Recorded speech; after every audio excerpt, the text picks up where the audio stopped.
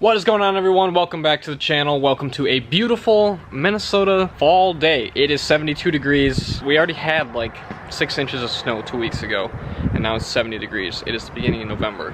Hard to argue. I mean, I'll take it, but just Minnesota. Anyways, we're back in the shop. We are playing with the Eclipse today. This is super dark. There we go. Last video, we pulled the engine and transmission. That was months ago. That was like February, March, April, something in there. I'm not really sure. Today, we are going to be pulling off most of this.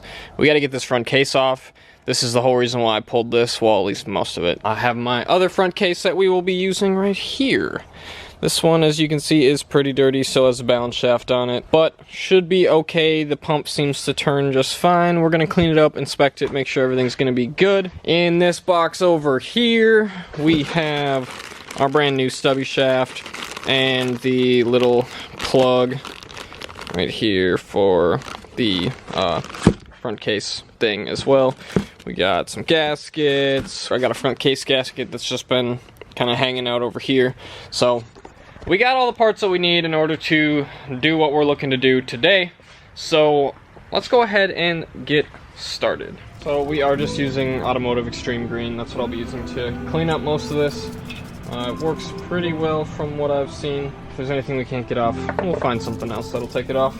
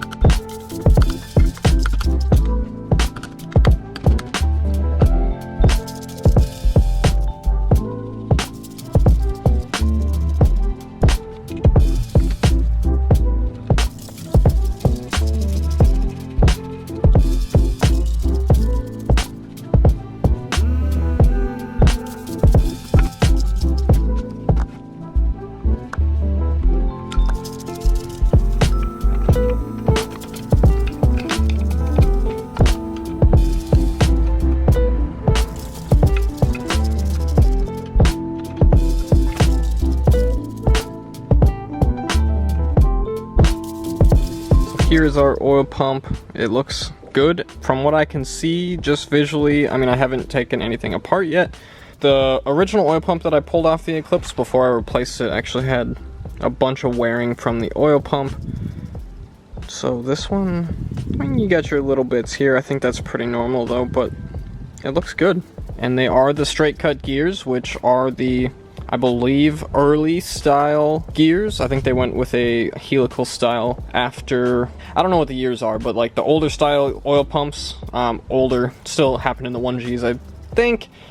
I don't actually know this 100%, but they went with a helical style gear. So straight cut oil pump gears, nice. That's what I have in my Talon as well, so good to know. I've got a nice little front case here. So I'm gonna keep going ahead, getting everything cleaned up, and then we will look at what we are doing next.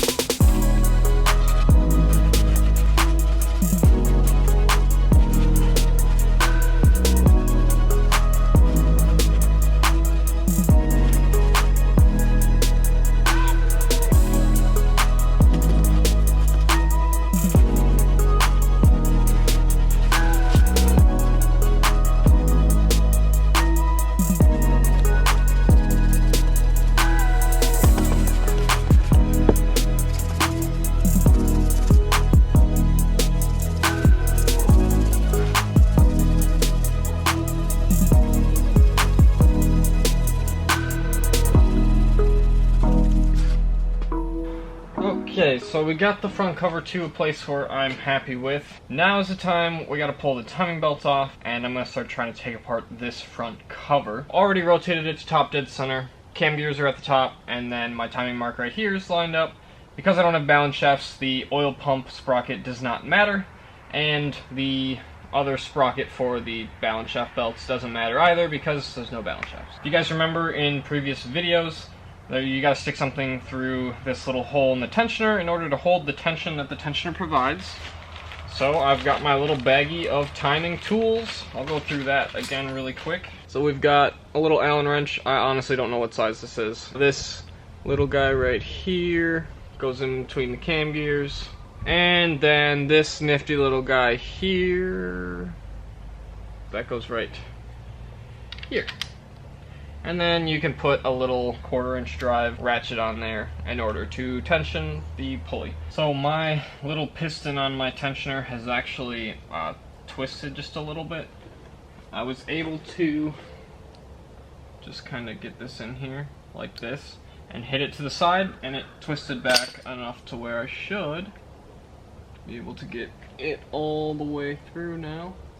There we go. Okay. Now, go ahead and remove our tensioner pulley.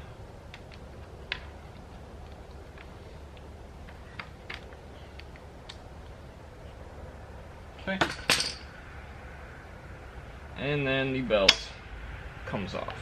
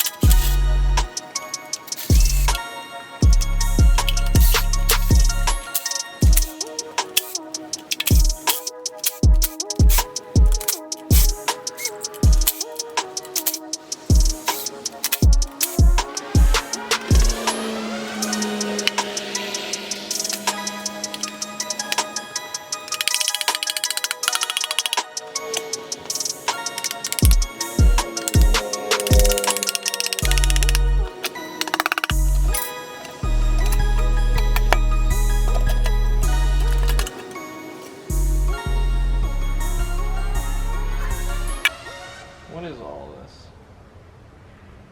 That might be bearing material. The oil, when I drained it, did not look super sparkly.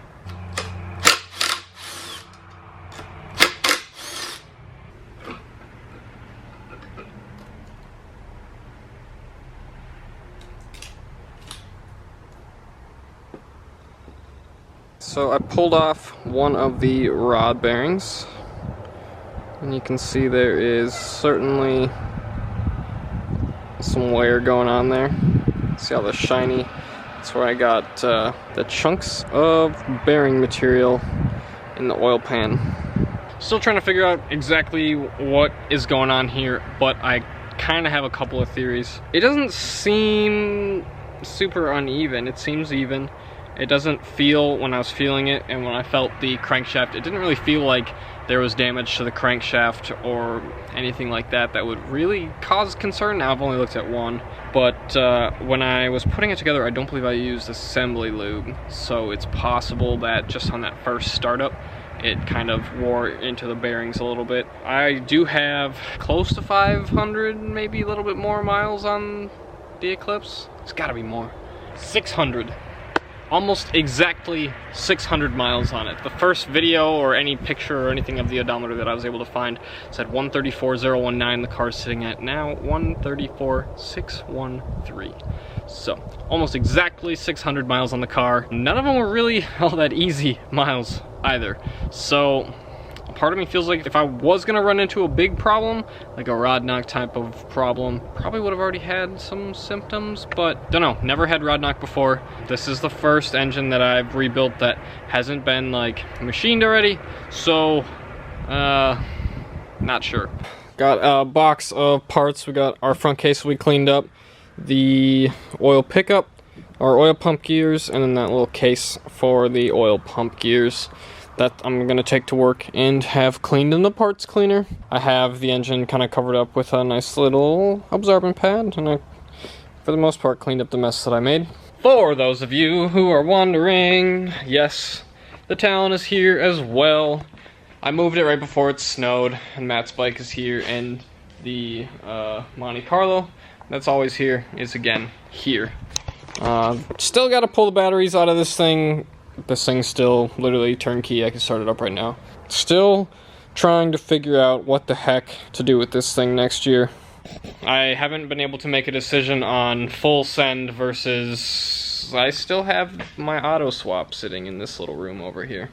Full send being dog box, of course. I don't know. I'm really not sure. But that's gonna be pretty much that. Time to get the shop closed up, pack up some of my things. For those of you who are also wondering, yes, still loving the F-150. That truck is awesome. I really thoroughly enjoy having it. So that's gonna be it for this video. Make sure to give it a thumbs up and leave a comment below on what you would do with the bearing situation, and just a comment below saying you watched the video. So thank you. We'll see you in the next one.